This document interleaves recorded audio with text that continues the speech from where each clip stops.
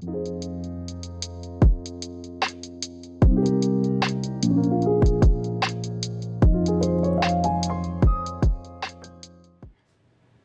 everybody, welcome back to The Pressing Matters. I'm Scott. Thank you for tuning in today and thank you for your support. Today I'm going to be talking about the new release of the Stooges debut album on the Rhino High Fidelity label.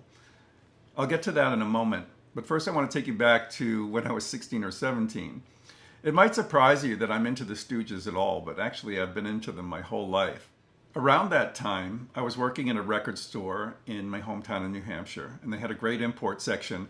And I remember seeing the Stooges debut album and Funhouse in that import section and wanting those records. They were a little bit more expensive, but I found a way to get them, and I had them in my collection for many years. It was also around this time that I got my driver's license and inherited my father's old Chevy Malibu. And I remember driving around the back roads of New Hampshire late at night with a suitcase full of 8-tracks, among them the Stooges debut album and Funhouse, and blasting songs like 1969, No Fun, and I Want to Be Your Dog at full volume. I also had custom license plates that said Iggy, so I guess you could say I was a big Iggy Pop fan. It's a wonder I didn't get pulled over. Years later, I got to see Iggy a couple times. Once was in 1982 or so at the Channel nightclub in Boston, a small grimy nightclub down by the waterfront. And although I was a little out of it, I don't remember much of that show. I do remember him throwing himself out onto the audience and being carried along on people's hands. And yeah, it was a pretty wild time from what I can remember. I couldn't even tell you the set list though, but I think it was heavy on stuff from The Idiot and probably Lust for Life and a few things from the back catalog. The second time I saw him was great. It was for the Post-Pop Depression Tour. It was in recent years. I was completely sober. Someone gave me a ticket by surprise and I just went. And it was fabulous. He was so good. He was on top of it. It was a much more polished production, very dark, very edgy, but Iggy was in top form, great voice. He looked great. And the set list was fabulous. So it was with some curiosity and excitement that I saw that this album was going to be released by Rhino Hi-Fi. My original copies are long gone. Those 2 copies that I purchased from the store in my youth are gone. There was one point in time where I thought, oh, I've moved beyond the juvenile music of my youth. I'm going to get rid of these albums. And I probably needed money too. Obviously a big mistake. And I haven't had an original copy since then. I did pick up the Sundazed reissue when that came out, and I've always considered it pretty much a placeholder. It's pretty much unremarkable. Rhino Hi-Fi, I've had some ups and downs with. I think they do a good job, certainly with the jackets and the pressing and so forth.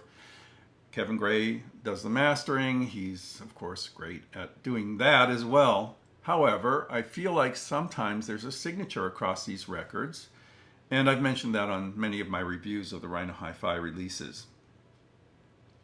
What I mean by that is a somewhat bright sound, somewhat bright and overly detailed sound. It works on some of the albums, on others not so much. On this one, I think it works okay. It is sharp, it is aggressive, but that is how this music is. Let's take a look at this release. So this is, let me show you the old Sundazed. This is the old Sundazed reissue.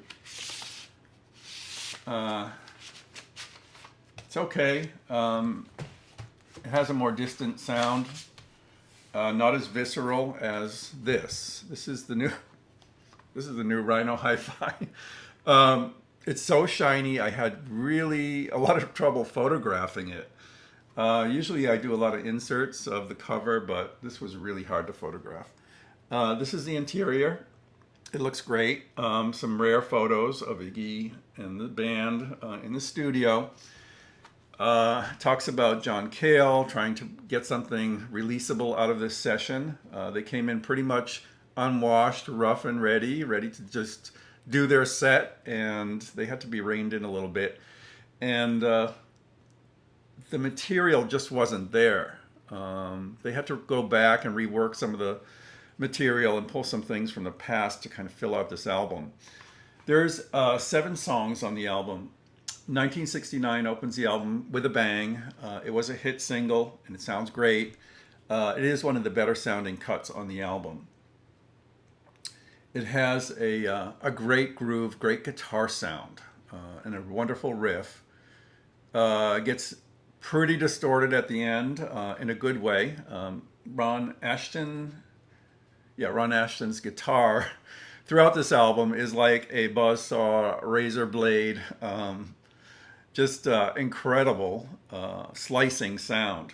It's dangerous sounding, and it's all the more so on the Rhino Hi-Fi. I Want to Be Your Dog was a famous song that Iggy performed right up until the post-pop depression tour as well. A great song. And this production on the song is funny. I always smile when I hear it because of the little touches of the repeating piano note throughout the whole thing. Gives it an interesting touch. And also the sleigh bells that are used in the right channel give it a very otherworldly kind of sound.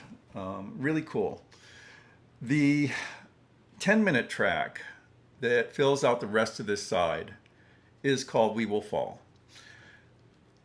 I remember when I was a kid, I used to think, oh, why did they put this on here? It's like so different than the rest. I want more rock and roll.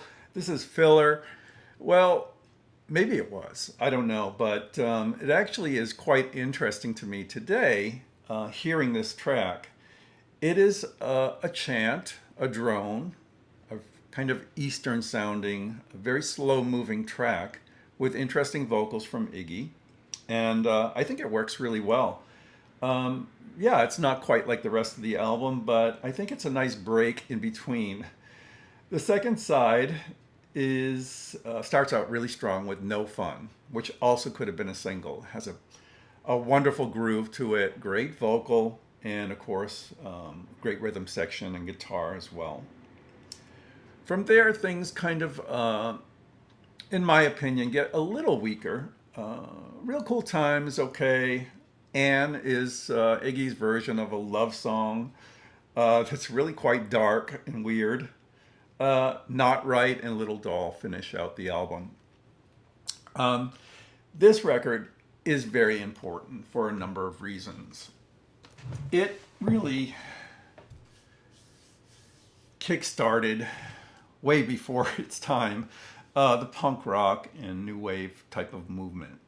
This aggressive dark sound had been done before by some bands, but not with the edge that Iggy and the Stooges bring to it. I think it's a classic in so many ways. You know, I just want to put a warning out there to people that watch my reviews and automatically hit buy because they think they're going to get a great sounding album. This is not that. You really have to audition this if you're not familiar with it. It is a rough, dark, aggressive, somewhat disturbing and menacing album. It's going to have sound that is quite off-putting at times, especially at loud volumes.